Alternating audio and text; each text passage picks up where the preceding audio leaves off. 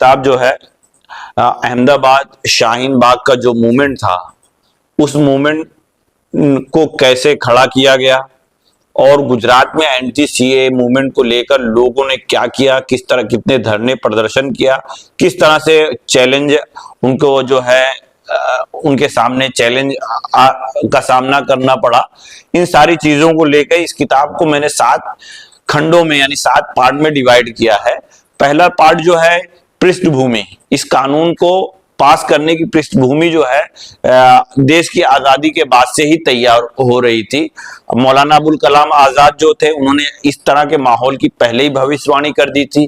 गांधी जी जो है वो भी पाकिस्तान की माइनॉरिटीज को लेके बहुत ही सॉफ्ट थे और वहां की जो माइनॉरिटीज को जो है हमेशा एक्सेप्ट करने के पक्ष में थे कि कभी भी जो है वहां के से पाकिस्तान या बांग्लादेश से कोई माइनॉरिटीज के जो आते हैं तो उनको जो है सम्मान के साथ इस देश में जगह मिलनी चाहिए। पंडित जवाहरलाल नेहरू भी जो है बहुत नरम रुख रखते थे, यहाँ तक कि इंदिरा गांधी ने तो जो है की भूमिका जो है उन्होंने पाकिस्तान को आजाद किया, पाकिस्तान से बांग्लादेश को आजाद कराया।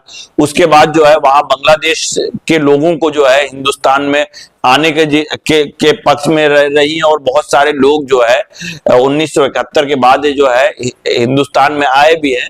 और मनमोहन सिंह जब जो है प्रधानमंत्री नहीं थे, अटल बिहारी वाजपेयी थे, तो वो भी इस चीज को जो है बार बार पार्लियामेंट में उठाते थे कि भाई वहां से के लोगों को यहाँ पे नागरिकता देने में जो है भारत सरकार बड़ा दिल दिखाए। तो इस कानून की पृष्ठभूमि जो है बहुत पहले से तैयार हो रही थी, लेकिन ये जो है धर्म के आधार पे यानी संविधान विरोधी कानून था और इसलिए इस देश के सारे संविधान प्रेमी जो है सड़कों पर उतरे और इन्होंने विरोध प्रदर्शन किया। इस आंदोलन को नया रुख तब मिला जब दिल्ली के शाहीन बाग में बहुत सी महिलाएं धरने पर बैठ गई इस कानून के खिलाफ और इस धरने में जो है उन्होंने लीड लिया और उसके देश ही नहीं अंतरराष्ट्रीय स्तर पे इसको एक नए इस आंदोलन के मॉडल को एक नए मॉडल की पहचान मिली। तो उसके बाद जो है देश भर से जो है हर शहर में जो है दिल्ली शाहीन बाग के समर्थन में शाहीन बाग बन रहे थे। इसी कड़ी में अहमदाबाद के 3-4 लड़कों ने जो कि यहाँ पर बहुत कोशिश की जा रही थी शाहीन बाग, कुछ लोग हाई कोर्ट भी गए और शाहीन बाग बनाना चाहते थे, लेकिन पुलिस इतना मुस्तैद थी कि किसी को भी जो आंदोलन करने नहीं दे रही थी। इसी में सुफियान राजपूत, शोएब रजा, इमरान शेख, इन 3-4 लोगों ने जो है अजीत मिल में धरना शुरू किया, जिसके अंदर मैं भी जुड़ा। और उसके बाद जो है धरना शुरू करने के बाद महिलाओं को इस आंदोलन की बागडोर दे दी गई। इस किताबी शक्ल दिया, इसके पीछे कितनी मेहनत लगी आपकी?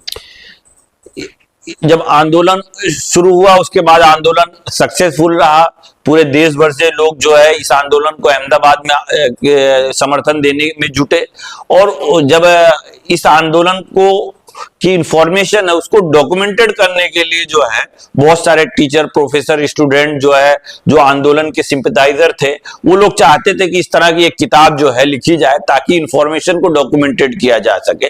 तो लगभग 3 से 4 साल मुझे इस किताब को लिखने में लगा और अब फाइनली ये किताब जो है 3-4 साल के बाद जो है बाजार में भी अवेलेबल है। इस एक कॉपी अभी इस वक्त मेरे पास भी है और इसको जो है काफी लोग जो है अप्रिशिएट कर रहे हैं, पसंद कर रहे हैं इस किताब को।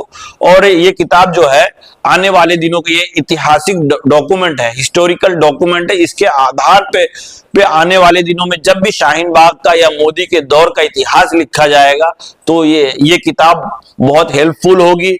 ये किताब बताएगी जब मोदी शाह की तानाशाही चल रही थी तो इन शाहों को इनके शहर की महिलाएं भी ललकार रही थी और अहमदाबाद के अजीत मिल, जूहापुरा और मोरारजी चौक में धरने पर बैठी हुई थी। देखिए इस कानून को जिस तरह से यानी ये चाह रहे थे पॉलिटिसाइज, कुछ हद तक तो पॉलिटिकल फायदा इनको मिला ही है, लेकिन ये नॉर्थ ईस्ट और असम में जाके इस कानून को लेके फंस जाते हैं क्योंकि जब ये यानी अभी सिर्फ एक ही राज्य में एनआरसी हुई है, वो है असम।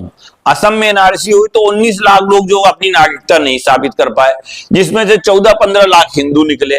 तो ये चाह रहे थे ये तो साबित करने के लिए मुस्लिम घुसपैठ घुसपैठिए हैं, लेकिन ये हिंदू बड़ी संख्या में निकल गए। लेकिन अभी हिंदुओं को आने से इनका जो है माइंड चेंज हो गया हो सकता है। तो अब देश भर में ये जो है एनआरसी, अभी तक तो कोई ऐसा सरकार का प्लान इन्होंने बताया नहीं है। कानून को लागू कर दिया है कि नागरिकता जो है पाकिस्तान बांग्लादेश वालों को जो है दी जाएगी, उसके कुछ शराइत है, उस शराइत के तहत। तो ये चीज तो पहले भी थी, ऐसा नहीं है कि ये चीज जो है 11 साल की कंडीशन थी। देखिए इसका रस्मी इजरा तो बस किताब जो है मार्केट में अवेलेबल हो चुकी है, बिक रही है, लेकिन अभी रस्मी इजरा नहीं हुआ। 31 तारीख को दिल्ली में हम लोग रस्मी इजरा करने जा रहे हैं, इस किताब का विमोचन होगा।